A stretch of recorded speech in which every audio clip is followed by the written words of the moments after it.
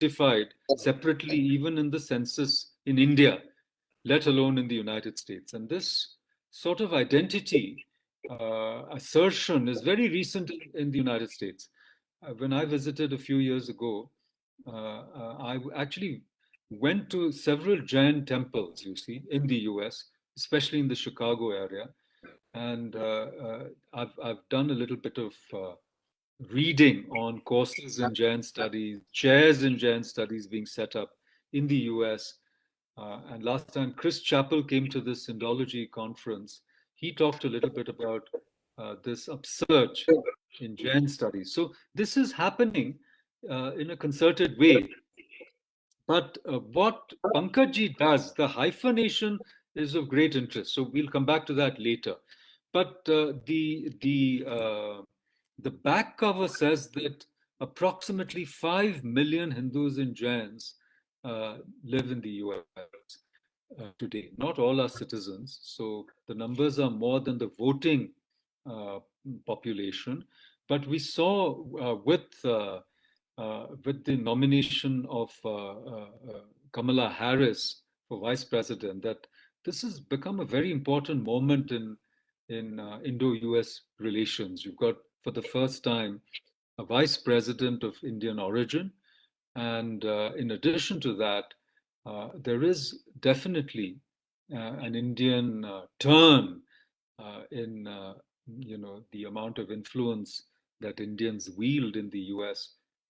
Indians are probably the wealthiest minority, maybe after the Jews, the most influential minority in the US today.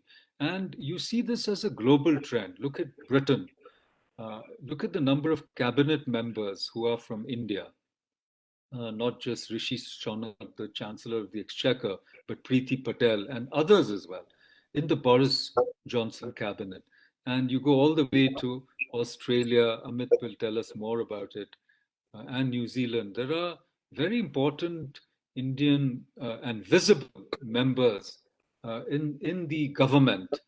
And of course, Fiji is maybe 42% Indian. And that's a different story altogether. So, what we're trying to say is this has become a very important moment for the global Indian diaspora, not only in terms of its weight in their own host countries, but also in the amount of influence they wield in the home country, which is obviously India. Now, in our current second wave, we've gone through this huge crisis, and I was reading in today's Economic Times that the Indian diaspora in the US has raised $500 million at this crucial moment, and also the medicines and other interventions. So, what I'm trying to say is the topic has great importance, not only in terms of the our continuing interest in Indology, Indic studies, or Indian diaspora, but really this Indian movement worldwide. Now, having said this, what is special about this book? As Amit knows, we've been interested in this field of diaspora studies for a while. Way back in the 90s, I did a book, an edited book called In Diaspora, Texts and Theories.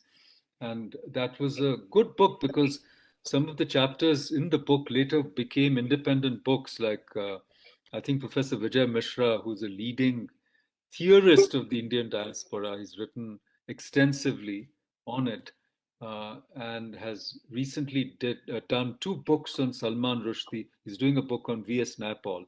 So he's a very important scholar, and he's theorized what the literature of the Indian diaspora is about.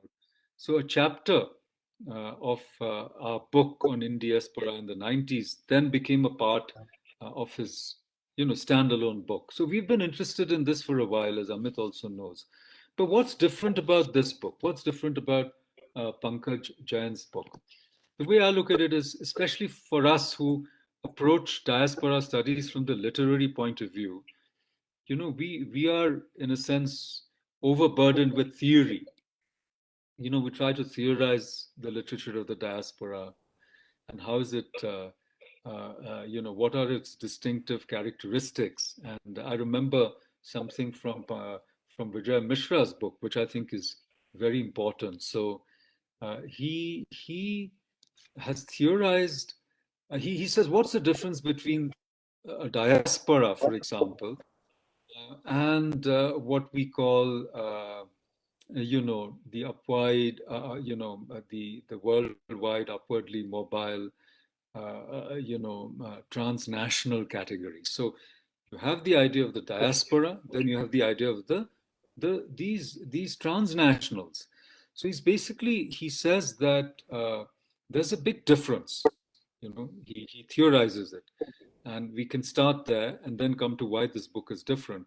He theorizes it in terms of the old diaspora and the new diaspora. The old diaspora is the diaspora of labor, and the new diaspora is the diaspora of capital.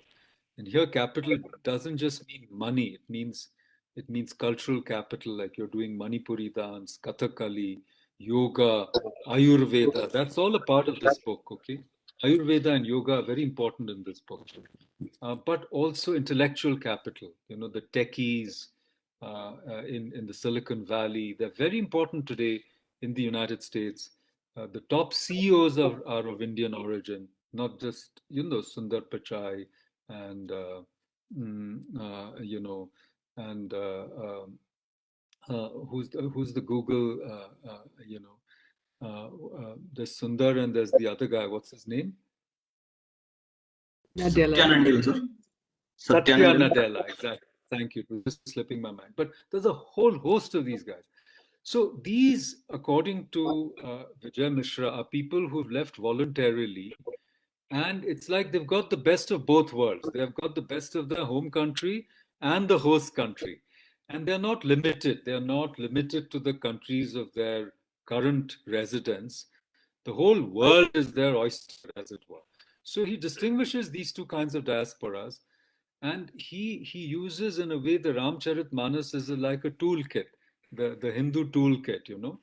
So the basic point is going back to Freud. He's saying that the old diaspora suffered a wrench from the homeland because they were indentured laborers by and large, and they were pushed out of the homeland. They were recruited by these middlemen, and they became girmitiyas, the people who signed an agreement.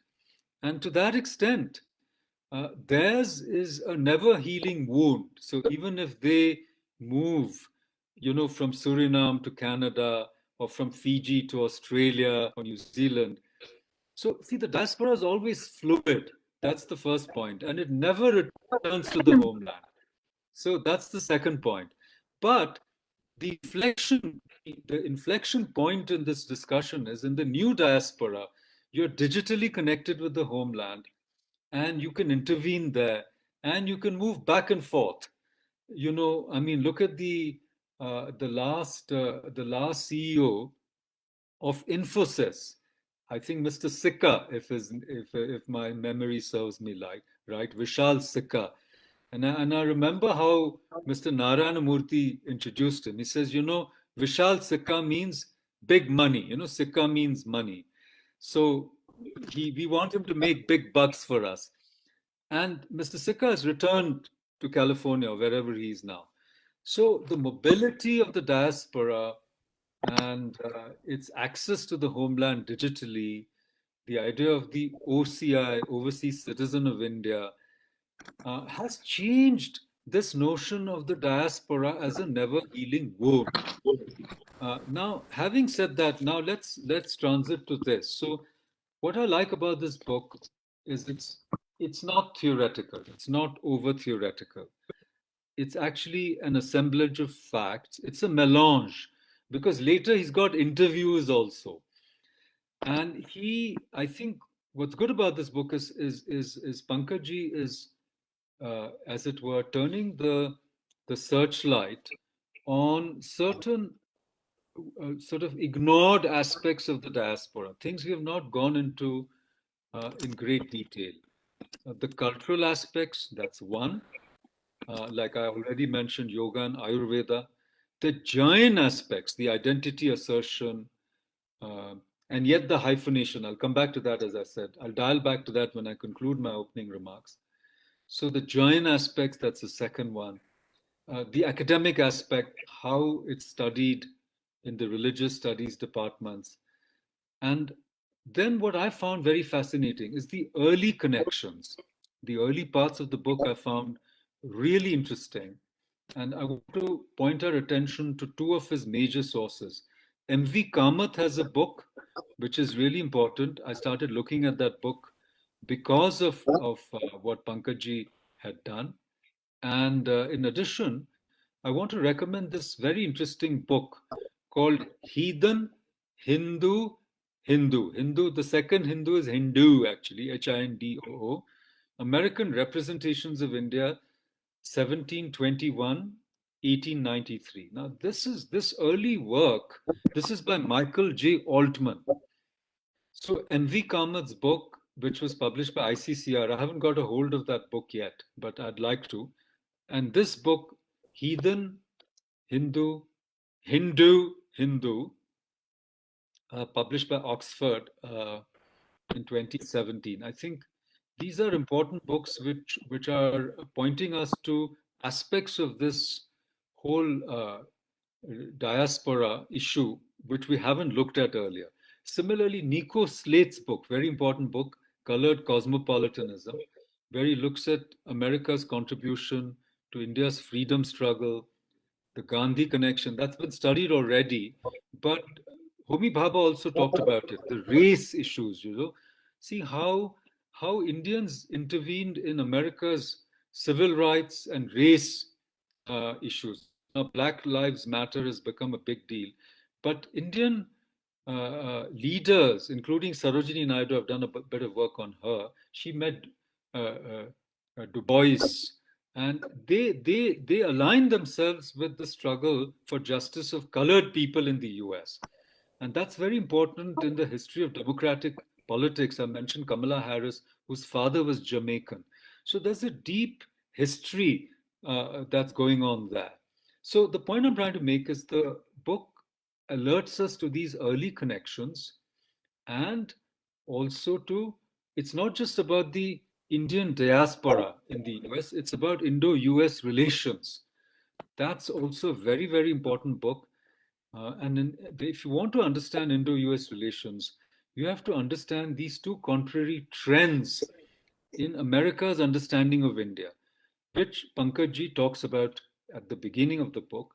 In the early days of the Puritans, where Cotton Mather, sitting in Boston, was fulminating about hell and brimstone, trying to rally, the settlers from a new materialistic civilization to which they were attracted, to their old Puritan values, saying, "You're going to go to hell, dudes, if you're not going to go back to the Bible." So, uh, how did people like Cotton Mather, as it were, the WASP aristocracy, view India? And they obviously saw it as a land of heathens, which were waiting to be redeemed by the light of Christ and Christianity. So that's one trajectory which still persists today. Till today, it persists when you see in the caucuses and in the Capitol Hill committee meetings on religious freedom, how the evangelical groups are targeting India and measuring religious freedom in India and funding proselytization, evangelism in India. So that line still continues. And a defining moment for that is 1893, the World's Parliament of Religions, and and how Vivekananda was actually attacked by some of these groups, who brought up sati and all these matters, and Indians were behind it partly. Indians, like Ramabai, her group, you know, was also a part. Pandita Ramabai, who was a Brahmin lady from Pune, who was a great Sanskrit scholar, amazing lady. She had an intercaste marriage. Her husband died. She became a widow. And then, she made a big statement by becoming Christian because widows were being badly treated by Hindus at that time. So the Ramabai group attacked Vivekananda. So all this politics continues in one fashion today. And so the two images of India, going back to the beginning, the land of heathens, and then the so-called Boston Brahmins, Ralph Waldo Emerson, all the way to Walt Whitman. Pankaj talks about it. A better book for that is Phil Goldberg's American Veda. So this tremendous interest in India, in translations from India, a great respect for India, for the Bhagavad Gita, for the Upanishads. In a way, Ram Mohan Roy starts it long back, but the Theosophists step in. Alcott is an American, Blavatsky is a Russian. And that interest continues till this day with yoga and now more recently, Ayurveda, the positive images of India, all the gurus who went there. So these two contrary images of India persist. And you can see that in the politics. On the one hand, you have, of course, Kamala Harris, who's Christian, and you have Tulsi Gabbard, who is a Hindu, and she's been targeted. You'll see the politics of how she has been targeted by groups, by evangelical groups. And she has spoken out against Hindu phobia in the US. And how if you enter politics, like Bobby Jindal and others, you first have to become Christian, to be acceptable.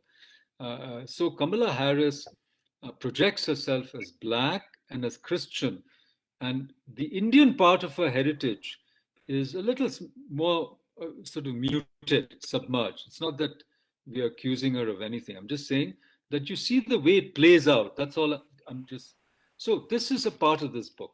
Now I'm just going to conclude my over long remarks because I was hoping that Pankaj would join, but I'm sure there's something really, I just hope there's nothing, that we need to worry about because he's a very professional person. I've known him for 20 years. So if he's just disappeared, there must be some reason which we are not aware of. Otherwise, he would have told us that he's not able to make it. So I hope everything is good with him. So I'm going to conclude now and invite our two speakers, first Amit ji and then Nandini ji. But I wanted to simply say that one of the fascinating things about this book is it's also a very moving personal account. It starts in a small town in Rajasthan called Pali, where he grows up. And this explains the hyphenation that the communities were so together. There were intermarriages, they went to each other's temples and attended the festivities. And he said he always liked to go to the Hindu temples because prasad bahut acha milta tha wahan pe. So he talks about that. So growing up in that background and then going to the US and doing this work and then working to preserve this hyphenation because there's also a push in the US that the Jains want to, have their own narrative now because being associated with Hindus is not really interesting or popular for many. It's much more cool to be a Buddhist, you see. It's cool to have other identities for whatever reason. So of course there's a politics to this, which Pankaj is also talking about in a bit, here.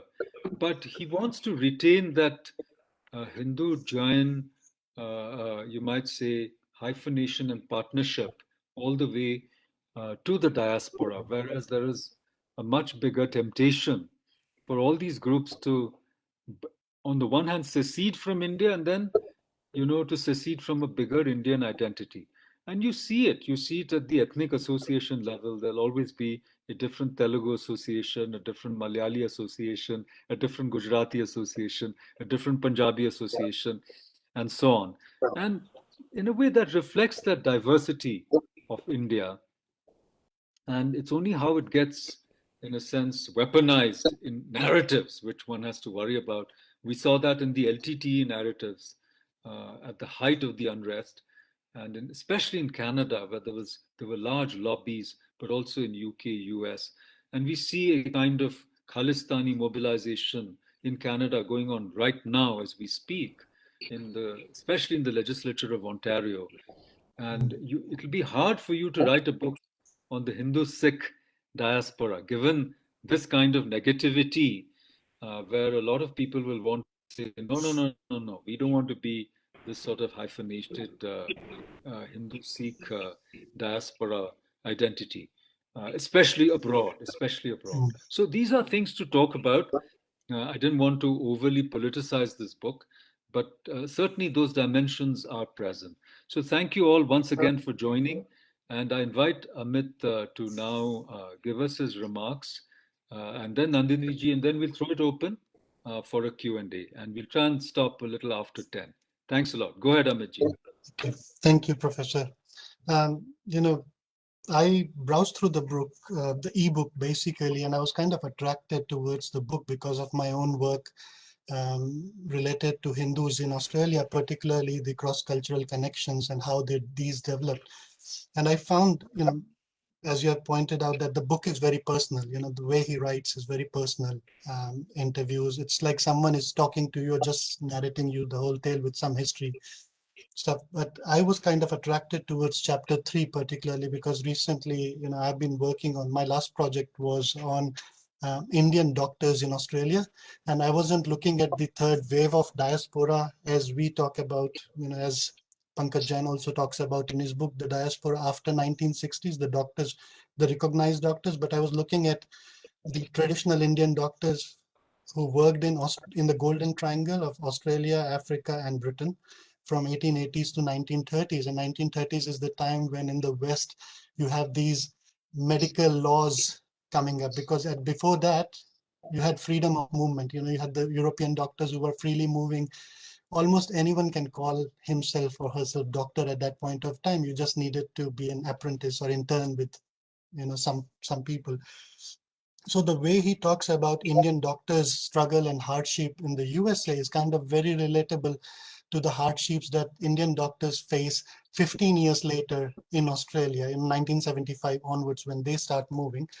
And so I also kind of noticed that we hardly talk about how diasporas talks to each other. We are always focused about how Australian diaspora, Canadian diaspora, American diaspora, and the British diaspora, but we never see how these diasporas interact with each other and learn from each other. And that's one of the things that kind of is very interesting in this book, because while reading, I can tick a number of things that Australian doctors are presently learning from their US counterparts, Indian doctors in USA. Indian doctors in Australia last year formed an association.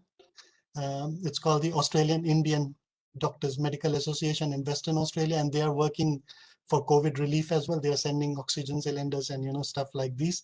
But the important thing is that they have learned how to lobby for their rights.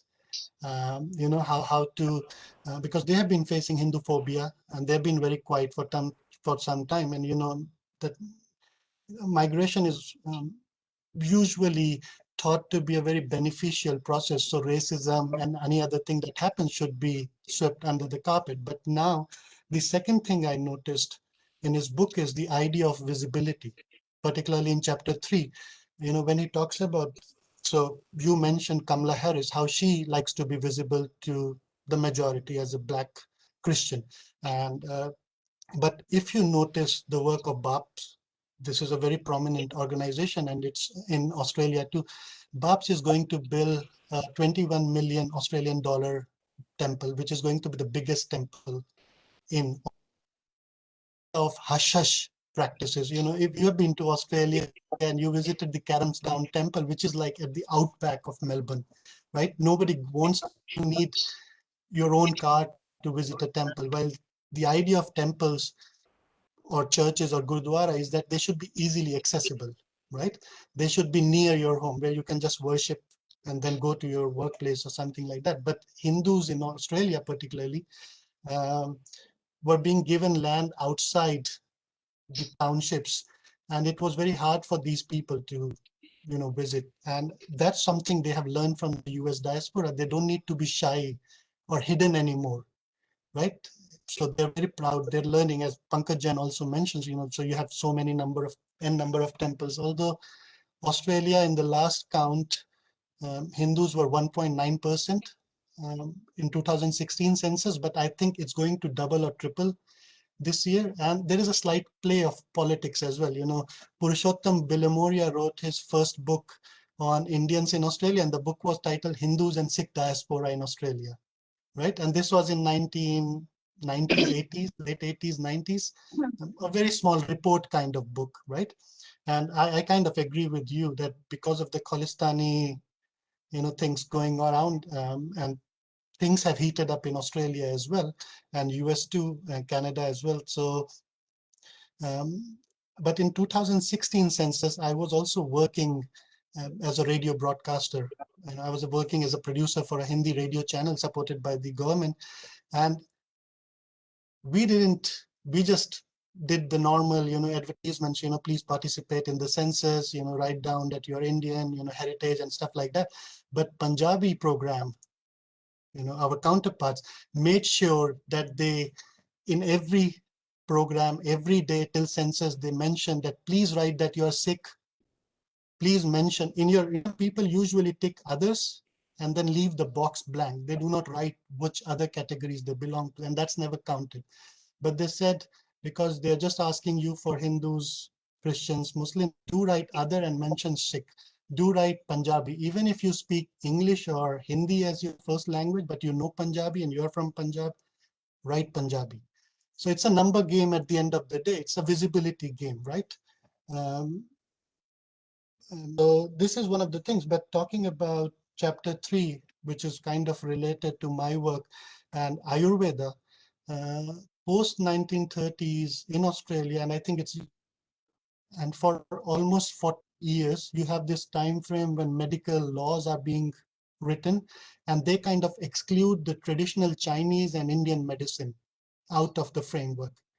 And you see Prof Pankaj Jain also talks about, he calls it a reinvention through yoga, yogis, the very famous Canadian Maharishi, Beatles, Guru, and all those people come into picture in the 1960s and towards 1970s, and you have this reinvention. Although I would argue that Ayurveda and all these practices were still there, but again, as I said, they were hidden from the plain eyesight, right? Because a lot of people have written about how Chinese traditional practitioners carried on their work despite all these legal, mumbo jumbo. They were just carrying. They didn't fear it. The Indians kind of were afraid of the legality, so they left. They went back to India. Then he talks about, particularly in the Western context, the embracing of Ayurveda, the embracing of natural traditional medicine. So one is yoga, and the other one I think is the organic revolution that has taken place. The not just the hippies, but the other groups that were going into organic things. So this embracing is kind of very, very relatable in the Australian context as well.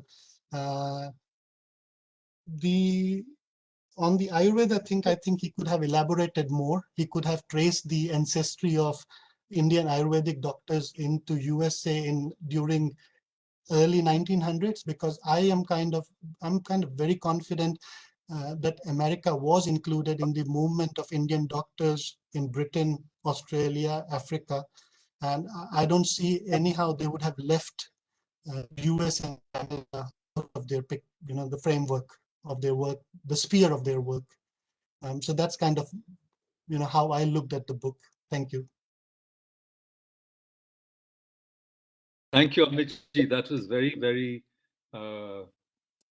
well put and also very, I think, thought-provoking, because you raised some very, very important issues. One is how diasporas learn from each other. That's so important. So inter-diaspora studies and relations, this is a very fascinating topic, because normally diaspora studies is homeland host country. Yeah. So there's that dialogic or dialectical, should I say, channel where, the circulation of ideas and, um, you know, um, energies is seen only homeland, hostland. Of course, we already mentioned how diasporas are fluid. You start off in Guyana or Fiji and you end up in Canada or the US, because the general trend is the coolie diaspora, within quotes, Yeah.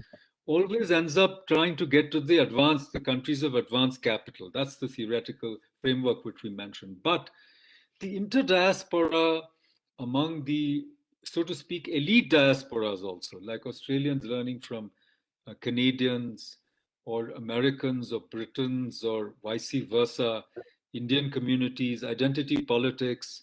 You mentioned very important things, that visibility, how you're seen in the diaspora.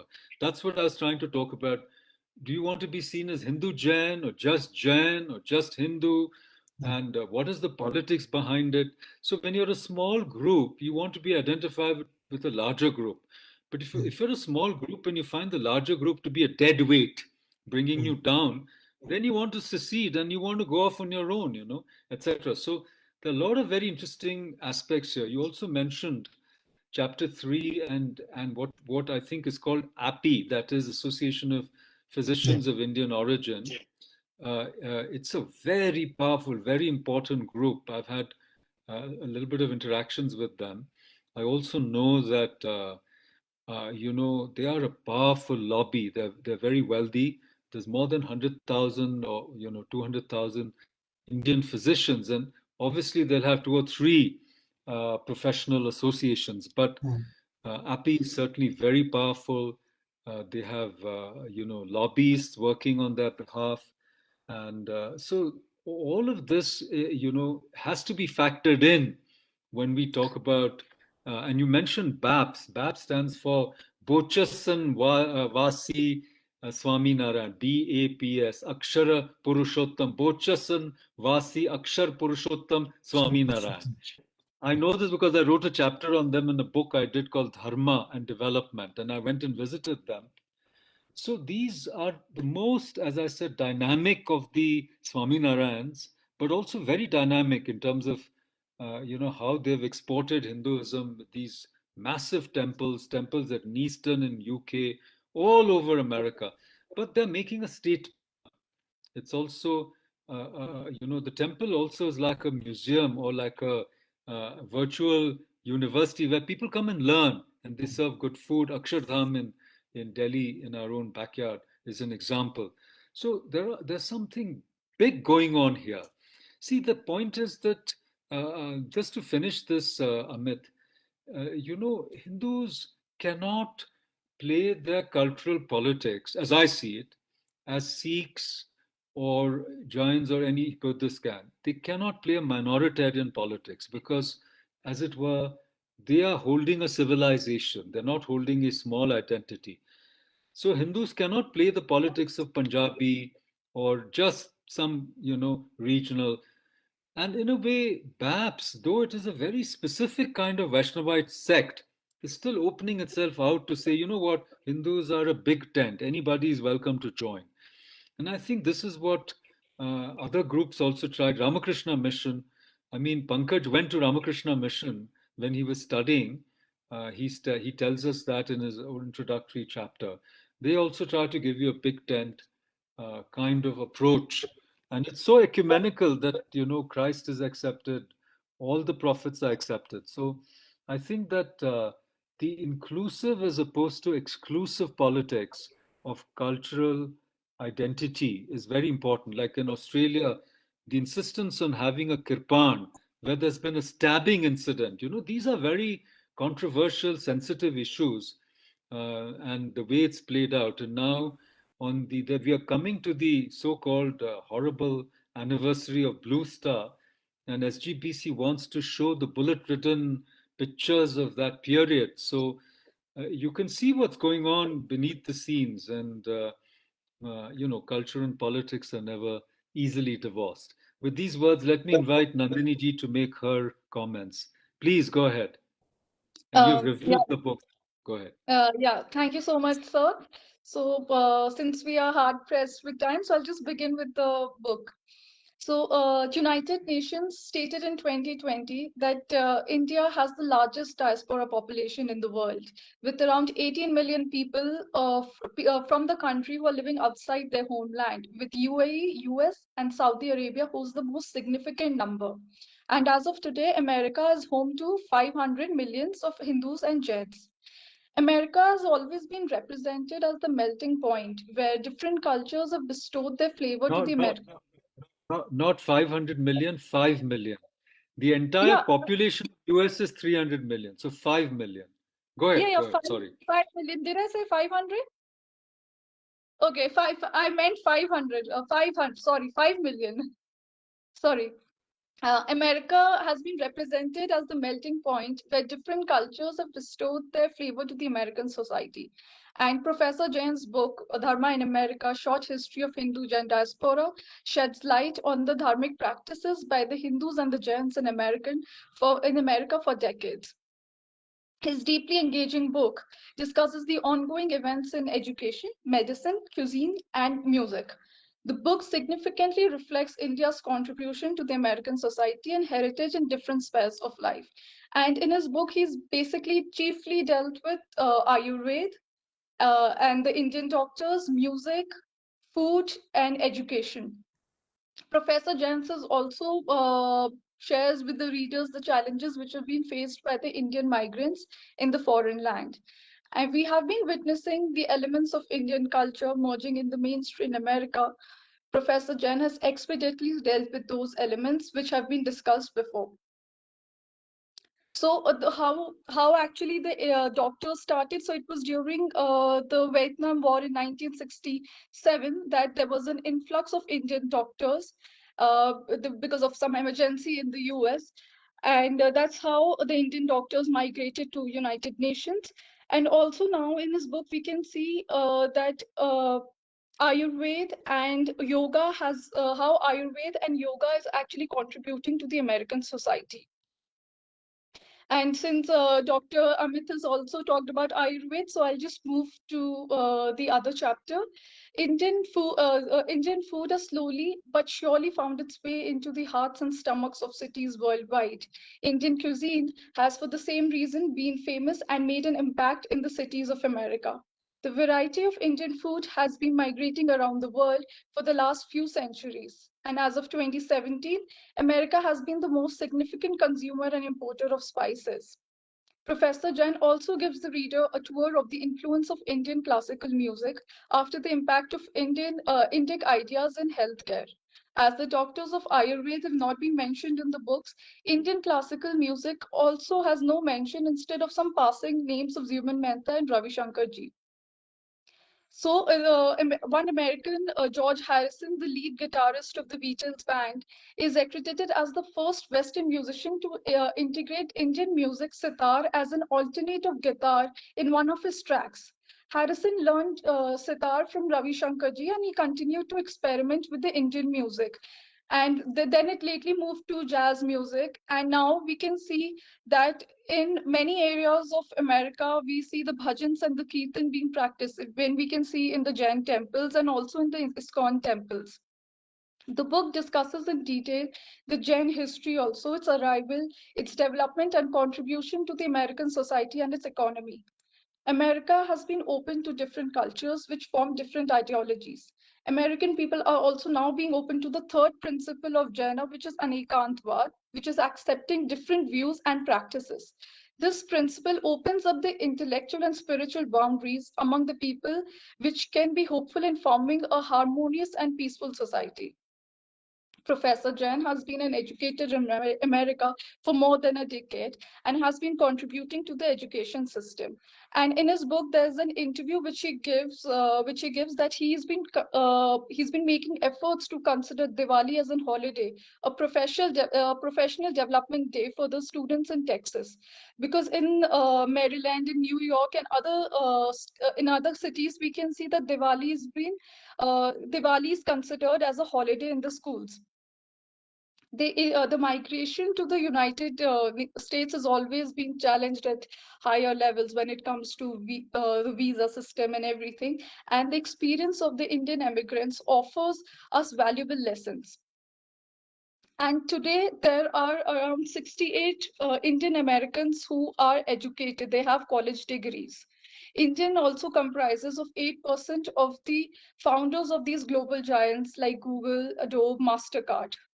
The second generation Indian Americans, which are below the age of 25, which implies that we are yet to see the influence of those Indian Americans in the society. The book has, in a widespread way, provided us vast information about Indian classical music, Ayurveda, yoga, and also the Jain history and how they've contributed to the American society intellectually, spiritually, and economically. Thank you. Oh, thank you so much, Nandini ji. You pointed our attention to music, which is very, very crucial. And I think Pankaj ji talks about Sufi Inayat Khan, 1910. These were important moments, both in Britain and in India, where Indian music went out, classical music.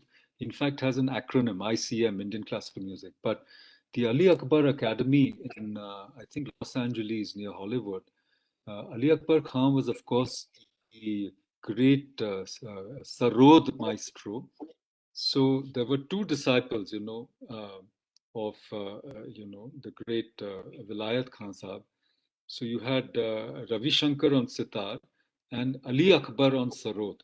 So Ali Akbar Khan Sahab actually moved to the US and he has an academy. So a lot of people, his son and others, learned. Allah Rakha, Zakir Hussain is, I think, a US permanent resident, if not citizen. So these are precisely these are the aspects which make the book very interesting. That they're opening up, and areas. And now the diaspora has taken it up, uh, you know, uh, upon themselves. Most families teach their children Bharatanatyam or classical music. So this has spread incredibly widely in the US. And, Carnatic music is also very popular in the US. Wesleyan University has a whole center for Carnatic music, which he, I don't think, mentions. But so this is just touching the tip of the iceberg because you can't cover everything in the book. Now, just a couple of points you made. One is about the size of the diaspora. I mean, the thing is that the African diaspora, if you call them a diaspora, is more than 100 million, the Chinese diaspora. But why are they not considered diasporas as such? Because, I mean, they have settled in those countries and they're not identified uh, often, but sometimes they are. Like Indonesia has a very large Chinese population. Thailand has a large Chinese population. Burma has a Chinese population. So all over East Asia, there are large Chinese populations who have merged with the local communities, so they are not considered diasporic. Similarly, I think Pankaj ji has joined us after the program is coming to a close. Pankaj ji, क्या हो रहा है? Sorry. Oh God, it's so confusing. मैं अभी तक India में था तो आगे था मैं. अब मैं यूएस में हूँ तो पीछे हूँ, ध्यान में नहीं रहा. Sorry. So sorry. I messaged you, I called you, we have been calling. They're saying you ghosted us. This is called ghosting, You ghost somebody. Chalo, anyhow, you'll have the last word. We had a very rich interaction which you missed. Now, what happened to our friend Jeffrey Longji? I think probably the same confusion. It's just so confusing. I don't know. So sorry. So it must be pretty late for you, na? कितने बजे है वहाँ पे? Yeah, it's 11:36 p.m. Yes, midnight. Yeah, but if you had come at 9, it would have been an hour before. 10:30 would have been a nice time for you to join. Just Right. after. Sorry. Anyhow, so we are actually coming to a close, and I'm going to give it over to you. But I was going to say that Nandini ji mentioned that India has the largest diaspora. That's not quite true. African diaspora is huge. Chinese is huge, but the numbers, you have to, again, it's the politics of numbers. How do you tote up the numbers, and how do you harness, as it were, the cultural capital and, of course, the monetary capital that the diaspora holds? And definitely, the Chinese have done it really well, the way they invested in the mainland via Taiwan. I mean, all this is well known. And the Indians are still trying, and in fact, there are several Chinese countries. And India, you can't say, I mean, maybe Mauritius and Mauritius Indians are, To it's the like an best of Indian. my knowledge, Makranji, to the best of my knowledge, the remittance of foreign exchange to their motherland, by that amount, Indians are at number one, to the best of my knowledge. And That's what also the I'm saying. diaspora of Indians is number one. No, That's that's what what I mean. I'm agreeing with one and disputing the second. Okay. I'm saying it all depends on how you define this group, because the African diaspora is more than 100 million. The Irish diaspora is maybe 75 million, 50 million. But we don't call them diaspora because they've merged with the host country. Yeah. That's why the remittances are not coming. There's nobody to remit to. But Okay. but when you looked at the struggle, the IRA and all, a lot of money came from the US, okay? Let's not forget. But the point I'm trying to make is that there are several countries now in the world where Indians are the majority. Mauritius is one, Guyana, Suriname, Fiji, Trinidad. So we're in a new phase of trying to understand who is an Indian, because everybody says they're an Indian. And if you look at US, the blue tick handle US Indian Affairs, it refers to the Native Americans. So there's a lot of confusion. But I'm going to conclude and give it to you. The only other thing I wanted to mention, Nandini ji, is about food, okay? Food and Ayurveda. Now, in COVID times, a lot of interest has been directed to immunity rather than only vaccines and social distancing and other prophylactic measures. And more, we are beginning to understand the gut biome and immunity, how viruses actually work. And in that, Vasant Lad, Dr. Vasant Lad, a pioneer whom you interviewed in the book, I also met him at a soft power conference in Delhi. But I mean, these people have suggested that you can, through Ayurvedic diet, and of course in India it's very controversial because the IMA has attacked Baba Ramdev. So we leave all of that out. But it's more and more clear that good health is not a one-shot thing, literally, that you take 2 jabs and you're okay. We're learning more and more about inflammation, aging, immunity, which is linked to emotional health. It's not just physical health. If you're under tremendous pressure, what is going on inside your body, you don't realize. And nutrition, it's not just about weight loss or being in great shape. Many people who are in great shape are not very healthy. The immunity is not high because they're so stressed out, trying to look good, building muscle or whatever it is they want to do. So some people have natural good looks. We won't count those in, but this whole thing about having your ideal body type, weight, that creates a lot of stress. So we are learning these things and the balancing that Ayurveda recommends.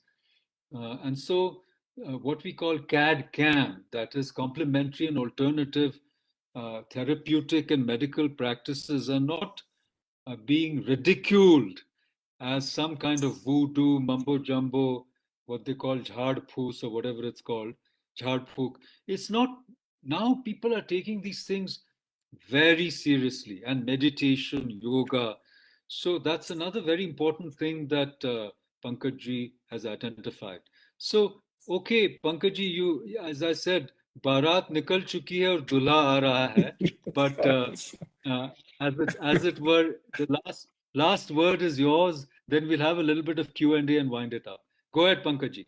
Okay, so I just, as I have already mentioned the book, some books idea came to me through another book called Muslims and the Making of America by Professor Amir Hussain at Loyola Marymount University. And I kept thinking, can we think of making of America itself if we replace Muslims with Hindus? And then I thought, if we extend the definition of America to include Central America or even Suriname in South America, and Fiji, Trinidad and Guyana and Jamaica in Central America and Caribbean islands, maybe we can say that, Indians/Hindus and the making of America in a broader sense, in a continental sense.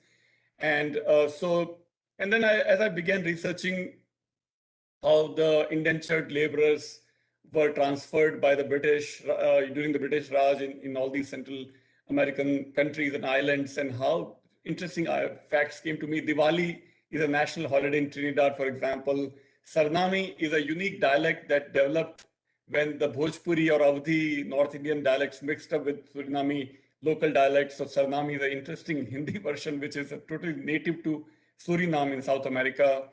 Suriname is in South America. That itself is an interesting fact. I think we think of Indians or West Indies as in Caribbean islands, but Suriname is actually in South America. So there is a whole country in South America which has majority of Indians. Suriname was colonized by the Netherlands.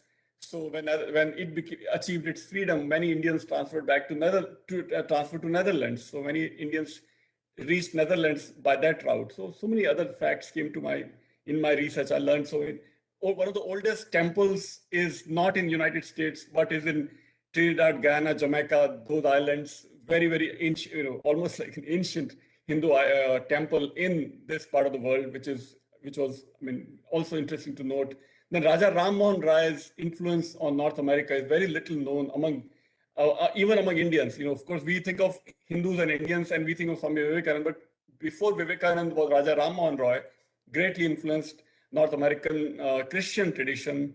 That was, I think, interesting to note and to, I guess, remind all of us, especially who are living in US and Indians also in India. And then many, many other things, the trade connections between Indians and Americans. The first person to sign a treaty with American Indians was also in some way or shape also connected with British Raj. I forget his name, Cornelius. So how he is another connection between America and India. And so many these little connections. Then Lala Lajpat Rai's connection in America, how he was received, very well received, and the fight against the British was very well covered in New York Times and some of the media was actually very friendly to Indians. Some of the media, not all media, during that time, when Indians were fighting for their freedom. So that was the first chapter, right? As all of you have already read the book, but some of you, those who have not yet read the book, I'm just sharing the key points that were very interesting to me. Then, of course, Ayurveda continues to fight for its validity in America. National Institute of Health, NIH, still has very negative things to say about Ayurveda on its website, which is still a problem. And so Ayurveda, but the good news is that there are at least more than 1,000 Ayurveda practitioners who transferred from India in this tech wave. What happened was so many H4 visa holders were all Ayurveda experts, are Ayurveda experts. So they have all started practicing Ayurveda. As they got green card, they got a back entry to practice Ayurveda in America through massage parlors, whatever they will call it, studios or whatever, but they are practicing Ayurveda, even though United States government is not really officially promoting them. So that's another interesting facet to making of America by bringing these native Indic traditions in forms of Ayurveda or even classical music. Another big chapter that Indians have forgotten, Indians who are living in America have forgotten, that in 70s, Pandit Ravi Shankar, Allah Rakha, Zakir Hussain were the mainstream of American music, which is largely forgotten. Now, today, Indian classical music in America is just an afterthought, just maybe a footnote. But in 70s, apparently, it was a major musical mainstream when Beatles were singing the tunes of Pandit Ravi Shankar, and they were composing their music using Hindu ideas and so on. It was a major mainstream musical tradition that was again sort of in a way making of America through musical tradition, classical music. And then what happened to the Indian doctors, or not Ayurvedic, but mainstream allopathic doctors? What happened to them? What kind of fights they had to fight? How they were discriminated against? And so how now today AAPI is the largest ethnic organization of doctors in America. So how they achieved that success? So I dedicate one full chapter by interviewing the founder of the Indian Doctors Association, Dr. Naveen Shah. So you will find that interview also in my book. Interview of, like Makranji just mentioned, Dr. Vasant Lad's interview. Many other Ayurvedic doctor practitioners in Dallas area also I interviewed for the book. And then my own little journey of trying to democratically join the school board, local school boards. So in America, it's really interesting. Every school district has its own elections, local elections. It's not like government appoints the head of the school board, but there's an election going on. So what issues I faced? That becomes one chapter. So civic bodies, local civic bodies, and making of local civic bodies by more and more Indians joining those kind of bodies. So that becomes one chapter, and then conclusion and so on. So hopefully, I thought that there are many books on Hindu diaspora living in America, but most of those books are all dedicated to temples and sannyasis, gurus, and so on. So I thought Hindus are not just going to temples all the time, not just doing meditation and yoga all the time. Hindus are also normal people. They also have their musical traditions, their medical traditions. They also want to contribute to the local school bodies or city councils, which what we call in India municipal bodies. Here they are called as city councils. So what are the Indian contributions or potential contributions to all these different facets of American life? That's all I wanted to trace in this book. So it becomes an alternative book, I think alternative book to other recent books by Professor Jeffrey Long, also by Phil Goldberg. There are other books that are mostly focusing on spiritual traditions coming from India. This is an alternative history kind of, in a way, modern alternative history of American Indians in America, Hindus in America, Jains in America. There is a first ever chapter on the history of Jains in America.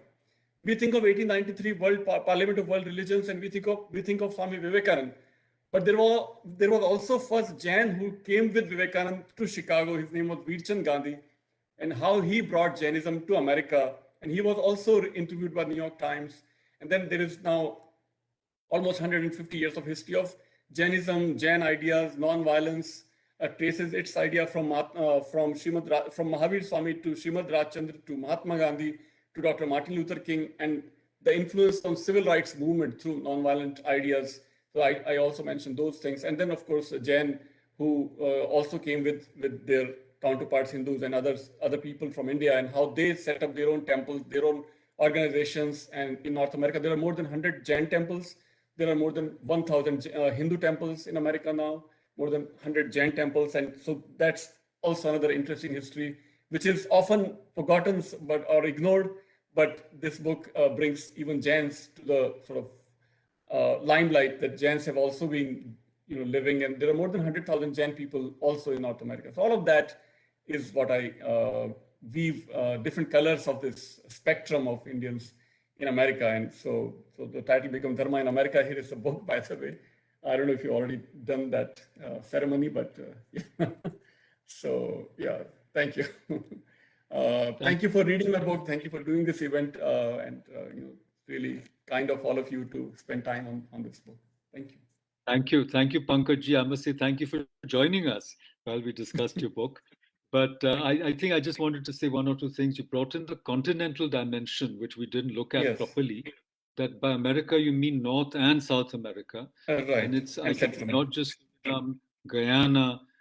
These are very interesting cases. And I think one of the heads of state took their oath in Sanskrit. I think so. A lot of interesting things are going on.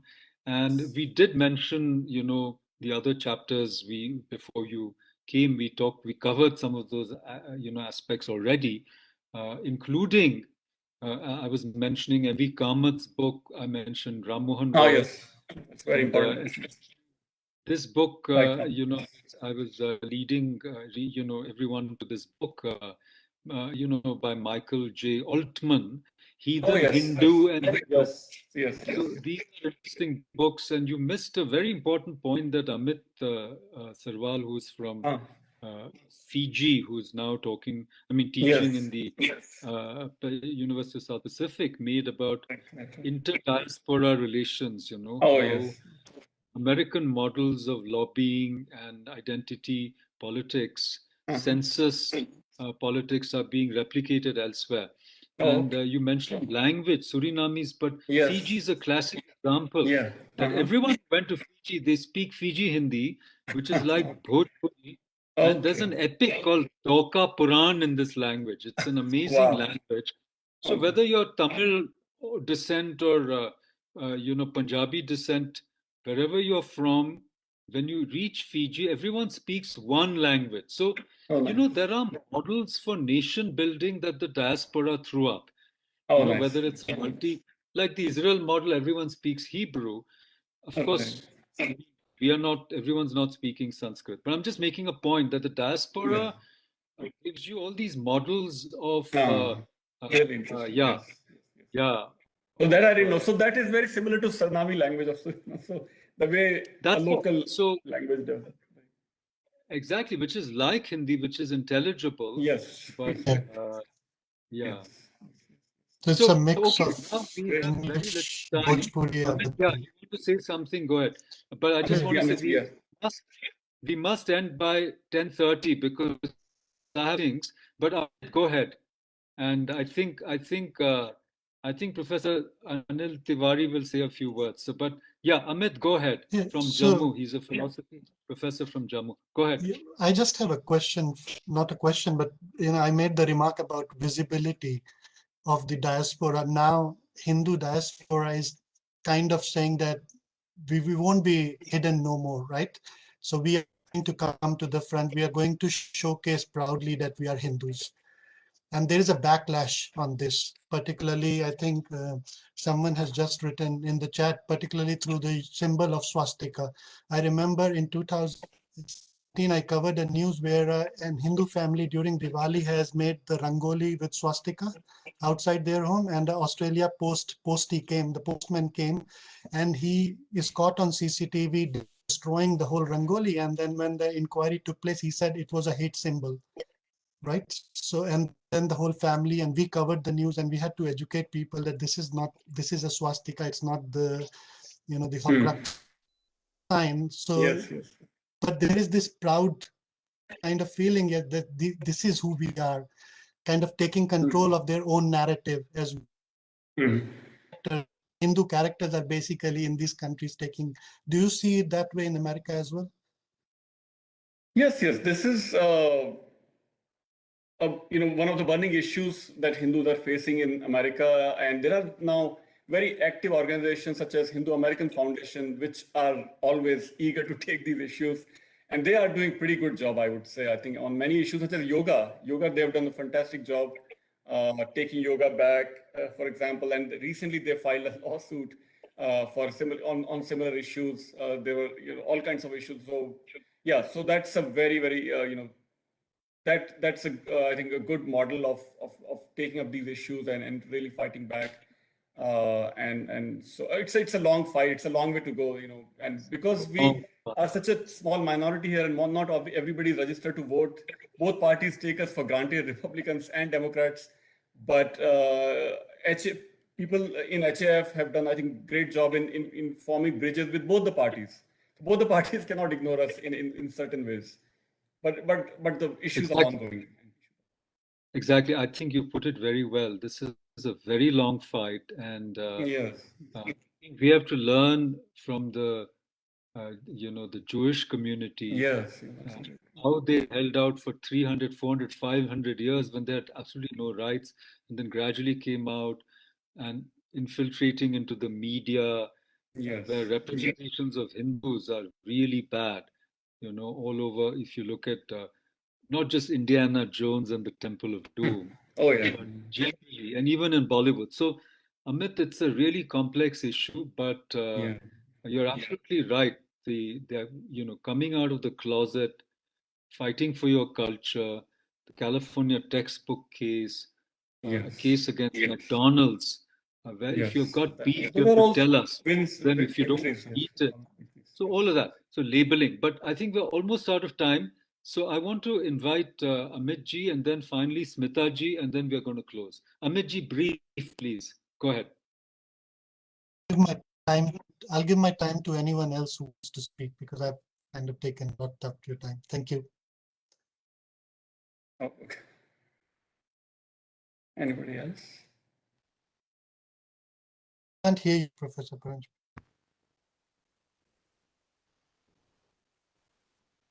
Should I go ahead? You're not audible, sir. I was going to say, Nandini ji, do you have any concluding remarks before I invite Smita ji and Professor Tiwari to say a few words, and we're going to close? Yeah, Nandini ji.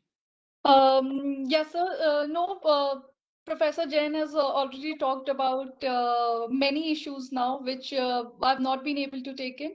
So that's okay, sir. Thank you. Thank you for joining. Thank you. Now I invite Dr. Anil Tiwari to say a few words and then give it over to finally to Dr. Srinivas. Go ahead. Good morning, sir. Thank you for considering me to speak few words on this occasion. I just could browse through the book by Pankaj Ji. I have stolen it from one website. In fact, it is called Gen Lib. It is available in soft copy. I don't know if you are aware. I didn't know. Sorry. So, Let's not talk about all this. Let's Yeah. not talk about all sorry. this copyright and so forth. But as far as I'm concerned, you'll find many of my books there also. The more the merrier. Let people read. यहाँ तो लोगों तक किताबें नहीं पहुंचती. So anyhow, Yeah. carry on. So, sir, what I wish to propose, in fact, when we talk of diaspora, of course, it has its root in the Indian culture. And one of the hallmarks of Indian culture is that it is the tradition of seekers. Whether we are so-called Hindu, in fact, I don't prefer the term Hindu. I always prefer Sanatan Dharma. So, to highlight this very essential feature of Indian culture, that it is a tradition of seekers, whenever we propose, of course, one way or the other, this need to be highlighted, I think, in every work, whether it is carried out because of any reasons, a number of people or identity or whatever reasons. But this should not be missed, I think, in any work. And I wish to refer to a beautiful article by Jonathan Ganeri.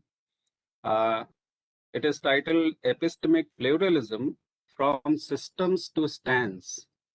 And in this article, it was published in Journal of the American Philosophical Association in 2019. And he beautifully points out the Jaina epistemology by suggesting that it is basically stance pluralism as opposed to system pluralism. And this is something which represents what I say, the seeker's mentality or seeker's disposition. And Jaina tradition beautifully represents it in terms of Anekantavada. So I thank Pankaj Ji for having a very nice contribution and pointing out relevant parts. And certainly he has mentioned Ayurveda and other things. And then Professor Paranjape mentioned Bochasan Vasi. I happen to be from a district called Gonda in Uttar Pradesh.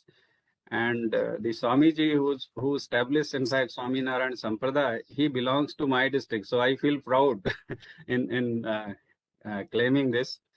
And it's a beautiful work, in fact, going on. And these things need to be highlighted at every platform. So thank you very much. I congratulate Pankaj Ji for contributing to this scholarship. Thank you very much, sir. Thank you, sir. Thank you. Thank you. And we salute you for coming from that place where the great person was My born. honor. And Thank near you, sir. Ayodhya, isn't it? Near Ayodhya. Yes, sir. Yes, sir. It is in Gonda district. Okay. It's my home district. Okay. Okay. Go ahead, Dr. Srinivas. He is called Swaminarayan Chapia. In fact, Chapia is a place in Gonda district. So Yes. he belongs to that place, and Swaminarayan temple has, in fact, adopted that village, and they have made the beautiful developmental works there. Oh, So it's I very see. nice. Yeah. Wonderful, wonderful, wonderful, wonderful. Thank you, sir. Go ahead, go ahead.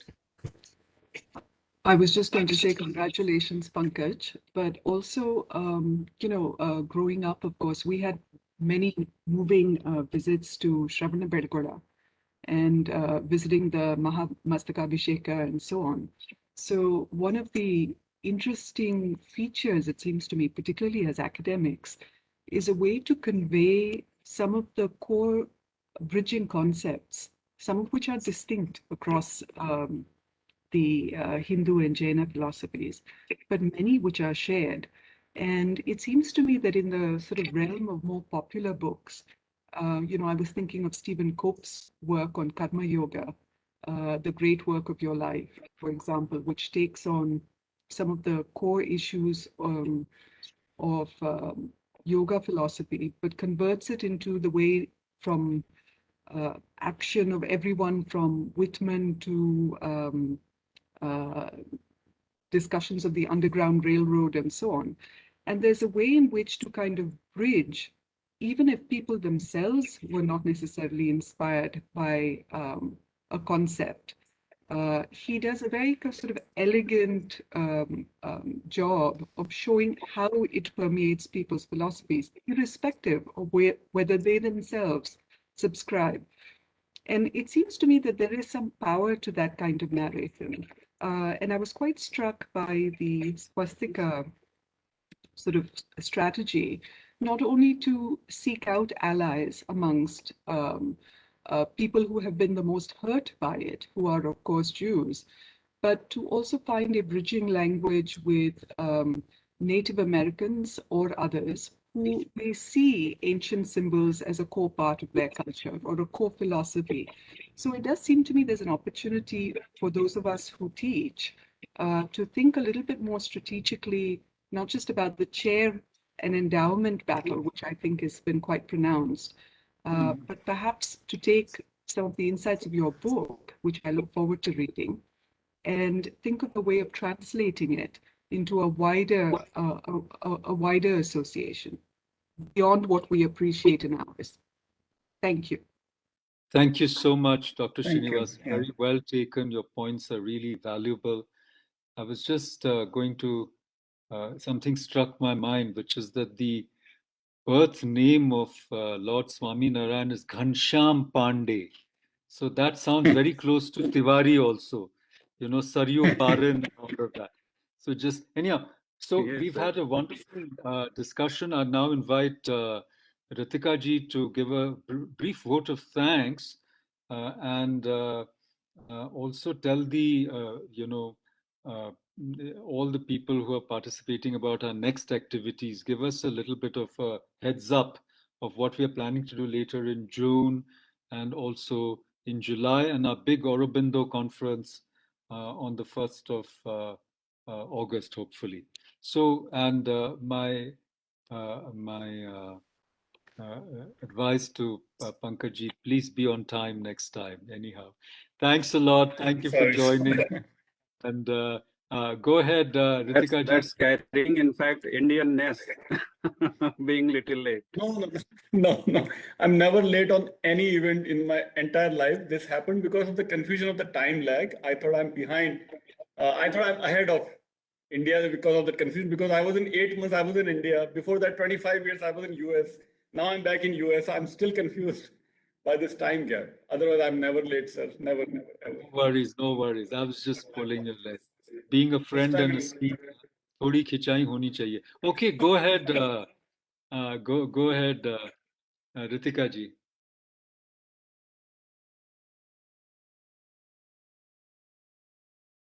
Please unmute yourself.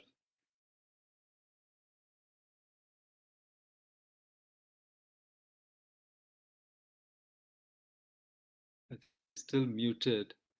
But anyhow, no worries. I'll just then conclude. Thank you all very much. Thank you, Pankaj ji. Thank you so much, Amit ji. Thank you, Nandini ji. Thank you all. Thank you, Smita ji. Thank you, Anil ji, and all our fellows and other participants today. And hope to see you soon. Check our website for our upcoming events. There's two I want to especially highlight.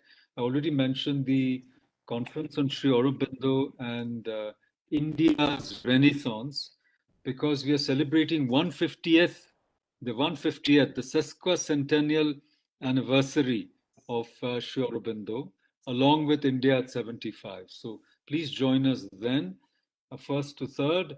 And in addition, we hope to have two important events in between. One is on Vacharik Swarajya, that is Swarajya or decolonization of ideas, which continues our theme we had beyond the imperialism of categories. So that is coming up in June 19th, I think, 18th, 19th. And then later, we are also, we invite you to a meeting where we want to really, first of all, talk about what has happened in the past 1 or 2 years at IIAS and get your views on what should happen in the future. So the idea is to, basically disseminate through social media and through virtual mode the work that we've been doing, the books that have been published, the conferences held, the distinguished lectures, the areas we focused on despite the pandemic, and get your insights, get your views, get your criticism, positive criticism about what we can do in the future. Thank you. With those words, thank you for joining us and have a wonderful day. And Pankaj, sleep well and see you soon. Take care. Thank Bye. you. Bye. Oh, we also have a workshop on historiography. So we'll Yes, tell you I was about going to remind you, but yes. that's very July 15th. exciting. July 15th. Very important workshop on historiography, how Indian history has been written, with very distinguished participants, including Professor Wees and Lavanya ji is going to conduct this, and some other very important participants, both from the US and India. Okay, bye. Thank you, everybody. Thank you.